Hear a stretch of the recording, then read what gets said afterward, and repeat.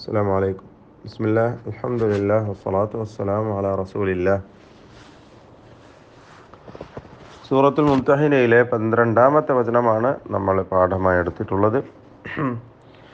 അഊദു ബില്ലാഹി മിനശ് ശൈത്വാനിർ റജീം. യാ അയ്യുഹൻ നബിയ്യു ഇദാ ജാഅകൽ മുഅ്മിനാതു യുബായിഅനക അലാ അല്ലാ യുശ്രിക്ന ബില്ലാഹി ശൈആ يبايعنك على ألا يشركن بالله شيئا ولا يسرقن ولا يزنين ولا يقتلن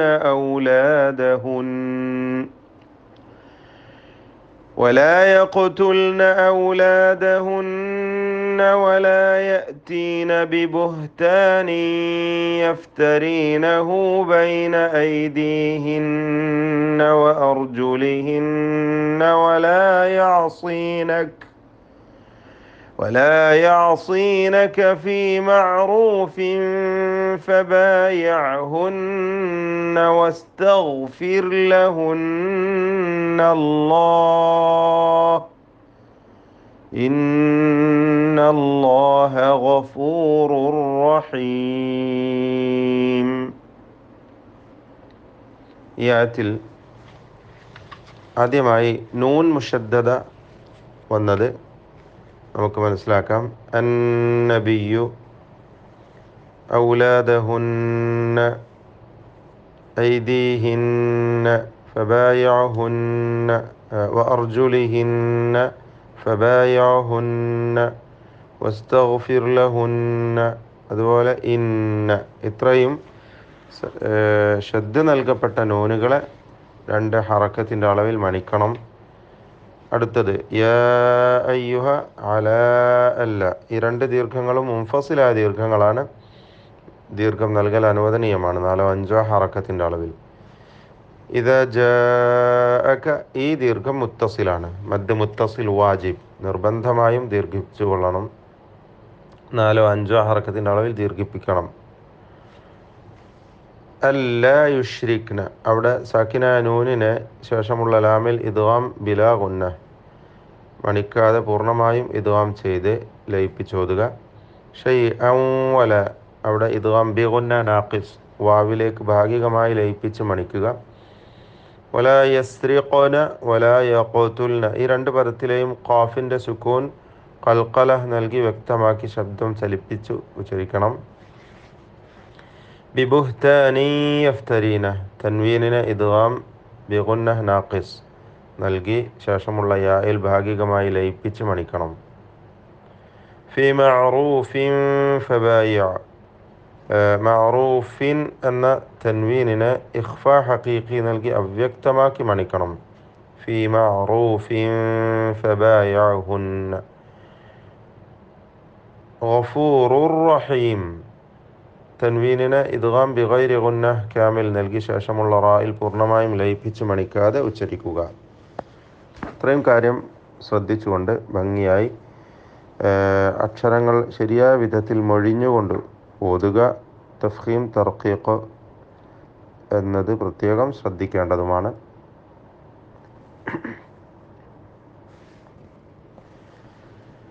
യാ അയ്യുഹൻ നബിയ്യു ഇദാ ജാഅകൽ മുഅ്മിനാതു യുബായിഅനക അലാ അല്ലാ യുശ്രിക്ന ബില്ലാഹി ശൈആ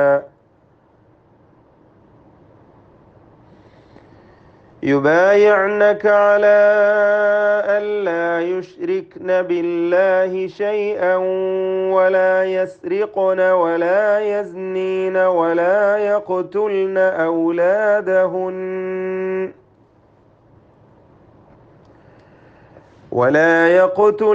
أولادهن ولا يأتين ببهتان يفترينه بين أيديهن وأرجلهن ولا يأتين ببهتان يفترينه بين أيديهن وأرجلهن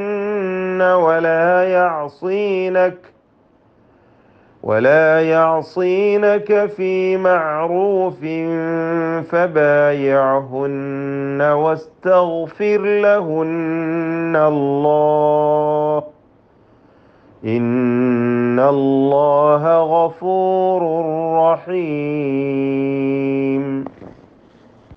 السلام عليكم. بسم الله الحمد لله والصلاة والسلام على رسول الله وعلى آله وصحبه ومن اهتدى بهداه أما بعد.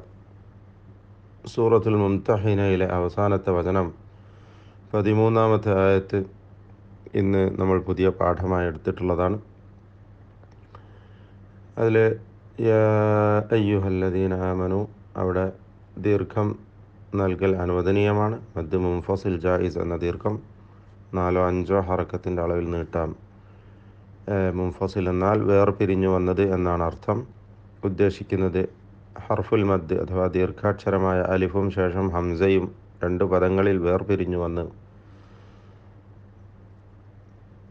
ഖൗമൻ ഗദിബല്ലാഹ്, അവിടെ തൻവീനിനെ ഇൽഹാർ ഹൽക്കി നൽകി മണിക്കാതെ വെളിവാക്കണം. ഖൗമൻ ഗദിബല്ലാഹ്.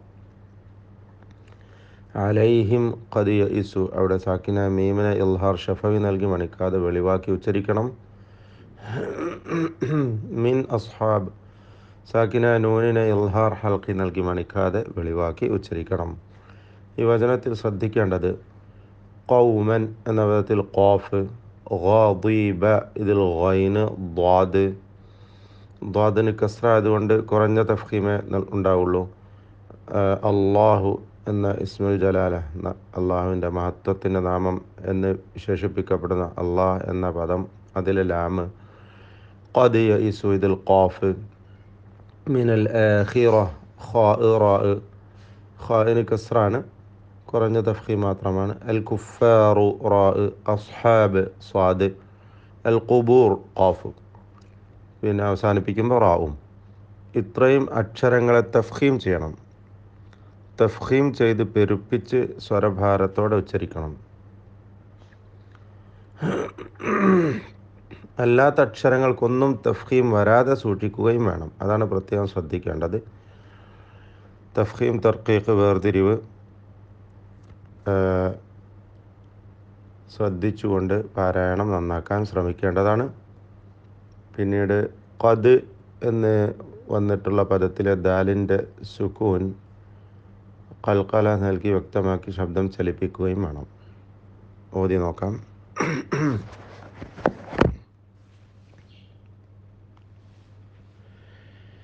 يا أيها الذين آمنوا لا تتولوا قوما غضب الله عليهم قد يئسوا من الآخرة كما يئس الكفار من أصحاب القبور.